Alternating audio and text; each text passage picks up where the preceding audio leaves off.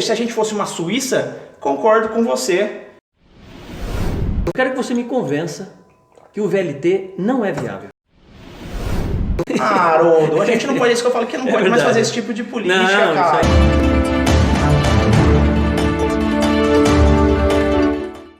Olá, sejam bem-vindos ao Opinião TV desta sexta-feira e hoje eu converso com ele que é vice-prefeito de Cuiabá, Niuan Ribeiro. Vamos falar sobre política, claro, 2020, vamos falar sobre o VLT, vamos falar de um monte de coisa interessante que eu tenho certeza que você vai gostar. Niuan, seja bem-vindo ao Opinião TV.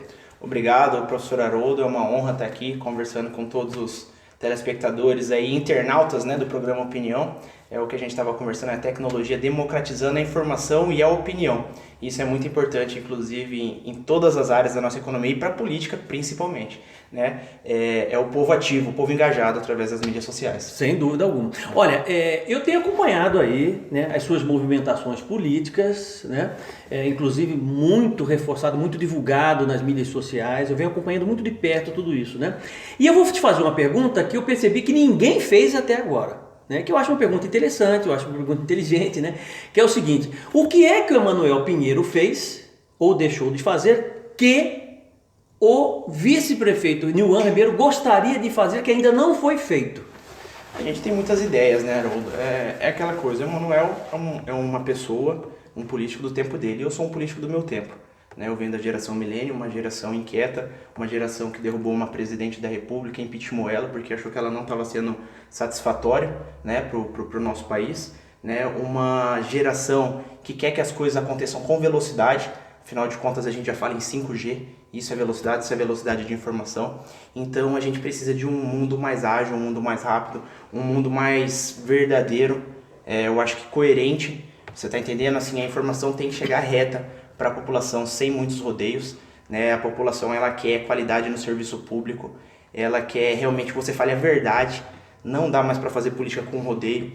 E eu acho que o Emanuel está cumprindo a missão dele dentro da gestão, né? Tem dado assistência àquelas pessoas que mais precisam, mas sempre tem muita coisa para avançar, Uma área específica que você acha que poderia, de certa forma até agora não foi bem cuidada e poderia ser melhor cuidada, ou seja, poderia ter sido ter um investimento maior, né? Ter um cuidado maior, educação, saúde, segurança, transporte público, qualquer área que você acha que poderia... Então, tem algumas bandeiras que a gente defende. O que a gente está defendendo agora, Haroldo, é reunir todo mundo que tem vontade de discutir Cuiabá, de falar sobre Cuiabá, né? As pessoas, tanto aquelas mais experientes, né? Pessoas que realmente têm muito conteúdo, quanto aquelas pessoas mais novas também, que têm ideais, que têm engajamento. A ideia é reunir essas pessoas e daí, desse fórum, né, de pessoas muito qualificadas, pessoas do povo também que conhecem a realidade do dia a dia da sua comunidade, discutir e trazer novas propostas.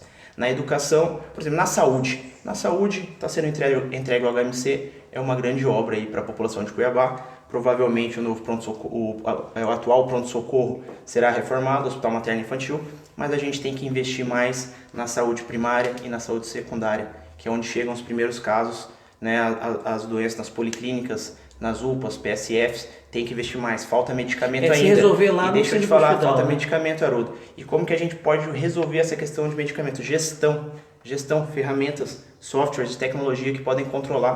Hoje a gente tem tudo controlado por código de barras, por QR Code. É uma coisa tá que entendendo? sempre me incomodou. Então assim, a gente tem que fazer o dinheiro público valer. Essa é o maior problema que a gente encontra hoje na gestão pública, Haroldo. Né? E o que a população mais reclama, porque a taxa, os tributos são muitos, cada dia aumentam mais. O Estado crescendo a uma taxa de 10%, 11% ao ano, né? Que são índices chineses, e um governo, um município inchado, né? Que só tem 7% da sua receita destinada a investimentos. O resto é para pagar folha de pessoal, para pagar terceirizado, pagar custeio e despesa. Então isso que não dá mais. Uma coisa, você tocou num ponto que eu acho bastante interessante, que é o seguinte: a questão de se fazer na ponta do lápis, né? Quando dentro da casa da gente, a gente calcula todas as despesas, né? Não deixa o ar-condicionado ligado em excesso, justamente por não gastar energia. Existe uma certa consciência, mas quando se fala em bem público, nas coisas públicas, parece que as pessoas não estão ligando muito para isso. E um ponto que você tocou que é muito importante com relação à farmácia de alto custo. Olha, essas coisas de remédio, tem hora que não tem hora que sobra, tem hora que vence. Isso tudo não é justamente isso? A falta de gestão, a falta de Falta controle, né? Falta de controle. Por exemplo, nós recebemos um tempo atrás algumas imagens de medicamentos sendo jogados Fora. no pronto-socorro, no Sim, lixo do lixo do pronto-socorro. né? E aí chegaram a falar que estão boicotando a gestão. É ou não é com um sistema de software, com um aplicativo, com as coisas chegando no pronto-socorro controladas, com data de validade, registradas, se o sujeito tá não doente, tem como as pessoas virem a boicotar. E tem tecnologia para isso.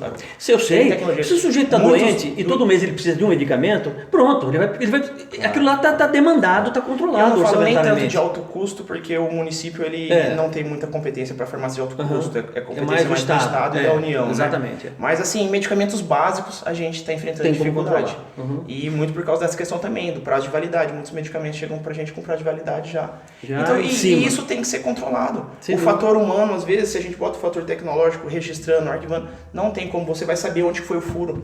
Entendeu? Hoje tudo tudo tem como você ver o início, meio e fim do processo. Porque a gestão pública ela se baseia em processos, Haroldo. São processos que fazem o controle da administração pública. Entendi. Então você conseguindo colocar dentro do remédio um código de barras, ele chegando dentro do hospital, você tem a obrigação de colocar aquele código de barras com data de validade, qual que é o produto, qual que é o lote, qual que é a caixa, e você vai saber para quem que ele saiu.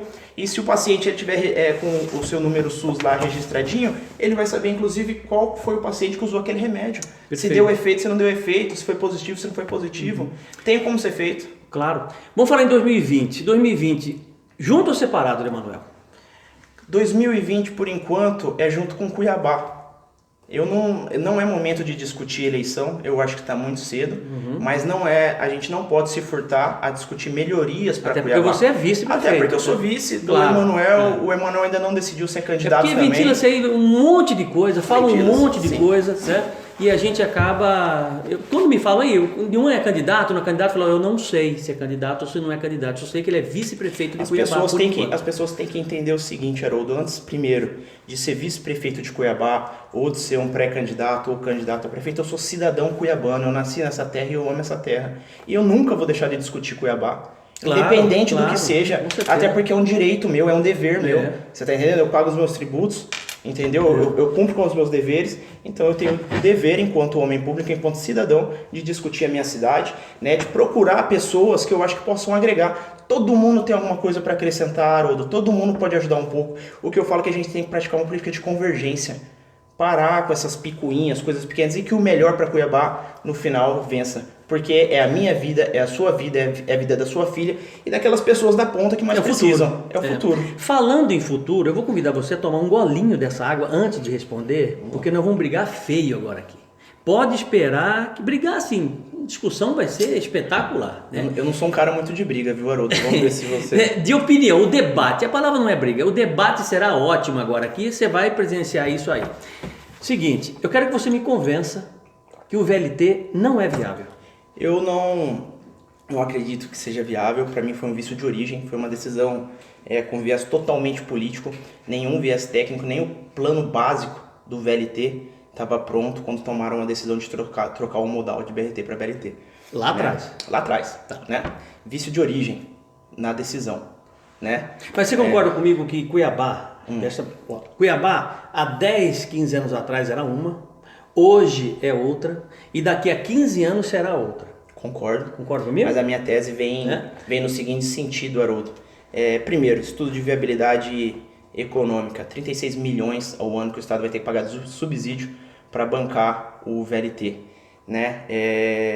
Número de passageiros para ter viabilidade, que esse é um dado que muita gente tem me questionado, é um dado que eu recebi da consultoria Oficina, que prestou consultoria para a Secopa, para a Gecopa, para a Sinfra, para ter viabilidade a 15 mil. Inclusive, tenho conversado com o Enes Magalhães, que na época estava... Pois mas isso não tem hoje, Nilman. Daqui a 15 anos, Cuiabá é uma cidade muito maior. Mas deixa eu finalizar meu raciocínio.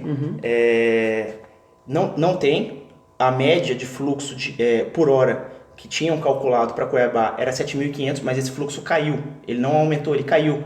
Porque na época que fizeram esse estudo, não existia mais os transportes por aplicativos, 99 táxi, Uber. Hoje muita gente não usa carro, Haroldo. É verdade. Muita gente opta usa o Uber, por vender o carro, é. uma decisão econômica Eu inteligente. mesmo usando bastante. Em vez de eu gastar 80 mil num carro, 70 mil no carro, eu vendo meu carro, sim, isso. vou investir em uma coisa que vai me dar um retorno econômico e ando de Uber. Exatamente. Então a ideia é que o fluxo diminuiu. E o que eu falo é que a gente tem que discutir uma coisa muito mais ampla do que VLT, que é a mobilidade urbana. E a mobilidade urbana ela não passa só por VLT, ela passa por novas vias, novos viadutos, novas trincheiras. 36 milhões ano que a gente gastaria com subsídio do VLT. Quantas trincheiras e quantos viadutos não poderiam ser feitos? Quantas vias novas não poderiam cortar a nossa cidade? Inclusive, o BRT também já funcionando nesse sentido. Que é muito mais barato, tem viabilidade. Né? 400 milhões. Tá, mas então o que fazer, Luan? E aí, deixa eu te falar, Haroldo. Se a gente estivesse voando em céu de brigadeiro, entendeu? Se o estado de Mato Grosso, se o estado, o governo, a gestão tivesse voando em céu de brigadeiro, se não estivesse faltando remédios, se a gente já tivesse uma educação de qualidade, ou seja, se a gente fosse uma Suíça, concordo com você, vamos investir no VLT porque a gente está preparando para o futuro. Acontece que a gente não tem um básico, Haroldo, não tem um básico, que administrar é a arte de elencar prioridade. Qual que é a prioridade? Atender a pessoa da periferia que não tem uma dipirona para tomar, ou botar um VLT para rodar ao custo de 36 milhões da receita do estado e que vai ficar parado grande parte do tempo. O único pico de fluxo é pela manhã e à noite, entendeu? Que chega a 7 mil horas mais ou menos depois, vai ser um modal morto, parado ali. O que fazer então? Veja bem, porque não dá para negar que hoje o Estado tem um gasto aí, salvo engano, de 16 milhões de reais pagando banco, empréstimo de banco, com mais manutenção. Quer dizer, é um gasto mensal gigantesco com o VLT. Ponto 1. Ponto 2. Ninguém apresentou uma solução, caso o VLT não seja aprovado por Mauro Mendes, o que é que se vai fazer com a questão dos vagões, né? Ponto 3, mais de R$1 bilhão já foi gasto com relação ao VLT. Eu acho que tem que apurar a responsabilidade. A gente vive num estado democrático de direito, onde a gente tem 3 poderes, executivo, legislativo e judiciário. Né? Cabe ao judiciário, e existem leis suficientes para isso, cabe ao judiciário e ao Ministério Público, que é o órgão acusador, apurar a responsabilidade de para onde foi esse dinheiro. Esse dinheiro tem que estar em algum lugar, dinheiro não some. Né? O dinheiro foi pelo ralo, o que vai pelo ralo é água, o dinheiro está em algum lugar. E tentar diminuir ao máximo esse prejuízo que Cuiabá já levou. É o que eu penso, Haroldo. Mas isso por si só não justifica um novo erro. Que é gastar mais R$1 bilhão, R$1 bilhão. Ou seja, Nilvan Ribeiro como prefeito sem VLT. Eu digo o seguinte, Haroldo, eu tô porque aberto... Porque Mauro Mendes, se ele decidir, falar assim, não, nós vamos dar uma parceria público-privada e eu vou fazer o VLT acontecer. E você se elegendo prefeito, estou supondo, se elegendo prefeito em 2020, certo. Né? Prefeito em 2020, como é que fica esse impasse? Deixa eu te falar, a primeira coisa, eu não sou professor de Deus, Haroldo, eu estou sempre aberto ao debate, sempre aberto ao diálogo. Eu acho que essa tem que ser a mentalidade de um gestor novo. Perfeito. Qual que é a minha crítica? É que muita gente tem levantado essa questão do VLT. Quanto tempo já está parado? Agora, próximas eleições de 2020... Vamos fazer visita lá, né? Você tá entendendo? Haroldo, a gente não pode... Isso que eu falo que não pode mais fazer esse tipo de política, não, cara. Isso aí é absurdo. Então é o seguinte, deixa o governador ver a viabilidade técnica, econômica, financeira, se ele consegue recurso... Né, se ele consegue recurso, a que custo vem esse recurso, né? Inclusive ontem eu estive conversando com o professor, com o Antero também, estive no programa dele na rádio, e ele falou inclusive que tem a possibilidade de empresas virem a investir com custo zero. Aí é outra conversa. E é verdade. Aí é outra conversa. E muda tudo. Você tá entendendo? Eu não sou nenhum xiita aqui, claro. Só que o meu papel... É um grupo chinês que quer investir, quer 30 anos, vai, entendeu? Aí é outra conversa. Sim, aí muda. Tudo bem, aí eu vou ser o primeiro a levantar a bandeira. Só que até agora essa solução não foi colocada para a sociedade.